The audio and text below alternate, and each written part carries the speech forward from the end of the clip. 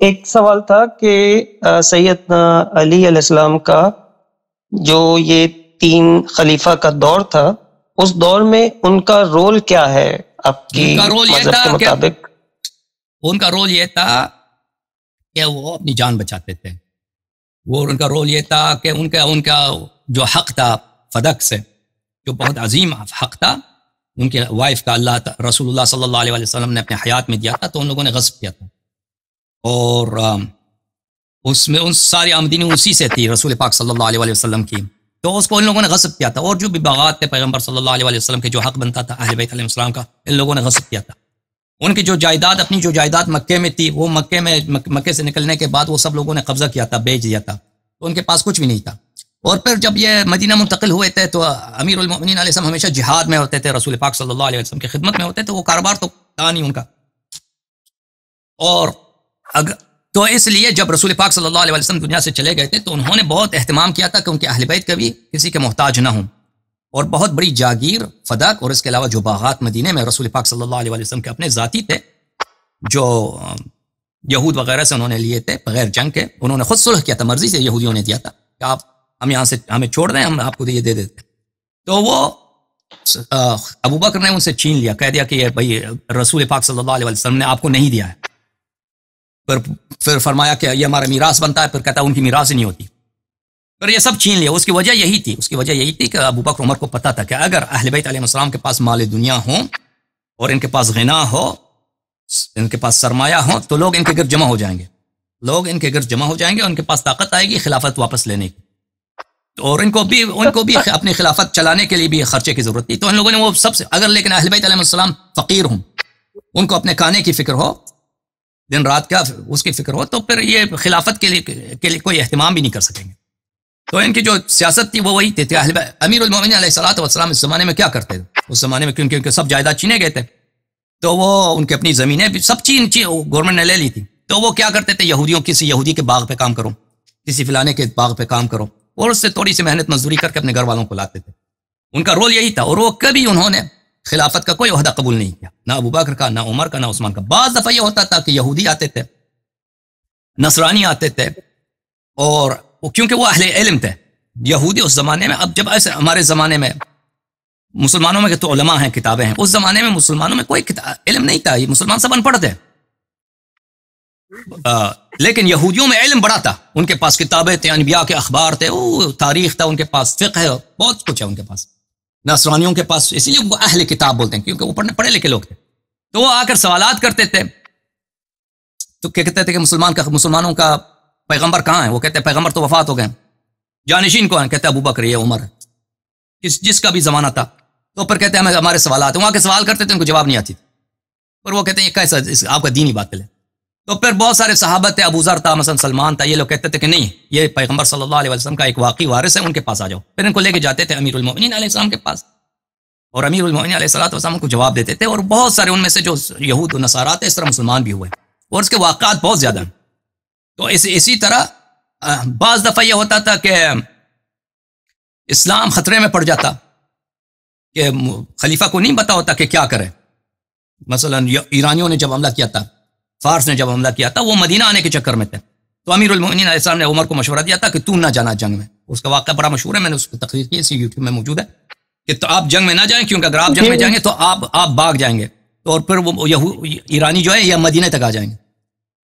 تو اس طرح وہ مشورے دیتے تھے بعض دفعہ. جب وہ اس لیے نہیں کہ عمر کے خیر خواہ تھے، وہ اس لیے مشورے دیتے تھے کہ وہ اسلام کو خطرے میں دیکھتے تھے. جی سر.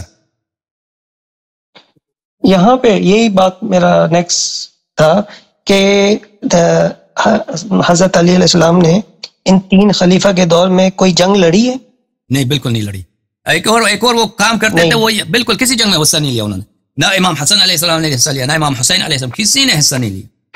اور اس کے علاوہ آپ کی خدمت میں عرض کریں کہ ایک اور کام وہ کرتے تھے کہ کبھی کبھار یہ ہوتا تھا خلفاء حد جاری کرتے تھے، مثلا سنسار کرتے تھے، کسی کا ہاتھ کاٹنے کا فکر ہوتا ہے، وہ بے گناہ ہوتا تھا. تو امیر المؤمنین علیہ السلام بہت دفعہ مشورہ دیتے تھے، ان کو دکھاتے تھے کہ بھئی آدمی بے گناہ ہے، حکم اسلام کا حکم یہ نہیں ہے، اسلام کا حکم کچھ اور ہے. اس کے واقعات بھی بہت ہیں، ٹھیک ہے نا. اس کے علاوہ ان کا کوئی لین دین نہیں تھا خلفاء سے. یہ جو ایران والا آپ نے بتایا ہے واقعہ، ایز اے کامن مین، میں اپنے دماغ سے سوچ رہا ہوں کہ سیدنا عمر نے بہت زیادتی کی ہے اور بہت رول بھی نیگیٹو رہا ہے، ہر چیز ہے. تو سیدنا علی کے پاس تو یہ بہت بہتر موقع تھا کہ ان کو جانے دیتے، مرا جاتے، اور اس کے بعد جو ہے نہیں وہ مسلمانوں کو لیڈ کرتے. مشکل یہ تھا کہ وہ ایران والوں نے لشکر بہت لاکھوں کا لشکر جمع کیا تھا اور بہت بڑے سپر پاور تھے اس زمانے میں. مسلمان تو ایک نیا ابھی حکومت بنی ہے. اسلام کی جو حکومت ہے وہ بہت ایک چھوٹی حکومت ہے، نوپا ہے.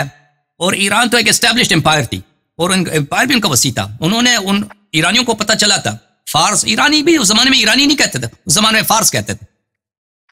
فارس والوں کو یہ پتہ چلا تھا کہ یہاں پہ جو یہ ان کے عربوں کی جو حکومت بنی ہے ہمارے لیے درد سر ہے، ان کو کچل دیا جائے، ان کا جو مشکل ہے ہمیشہ کے لیے حل کیا جائے. کیونکہ مسلمان یہ عربوں نے بہت دفعہ ان کو شکست دیا تھا.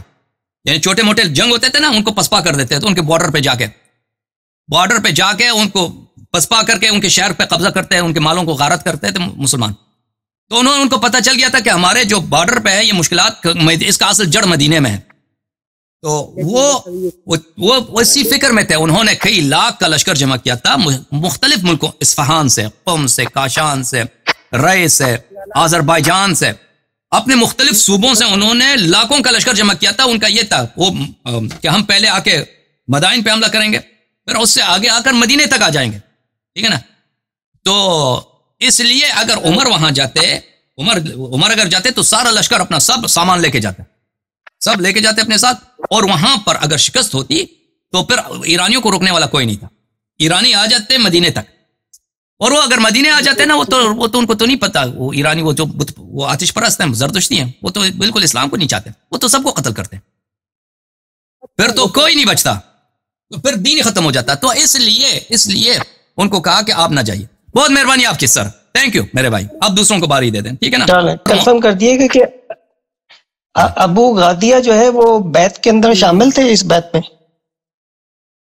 ابو غادیہ مجھے نہیں معلوم کس بیعت. جی، جنہوں نے بیعت شجرہ میں حضرت عمار کا جو ہے وہ، یہ تھوڑا سا کنفرم اگر نہیں ہے کوئی مسئلہ نہیں. اصحاب شجرہ میں اگر تھا نا، وہ ہمارے نزدیک اصحاب شجرہ جنہوں نے بیعت کی ہے وہ سب جنتی نہیں ہیں. ان میں سے وہ جنتی ہیں جنہوں نے بیعت نہیں توڑا ہے.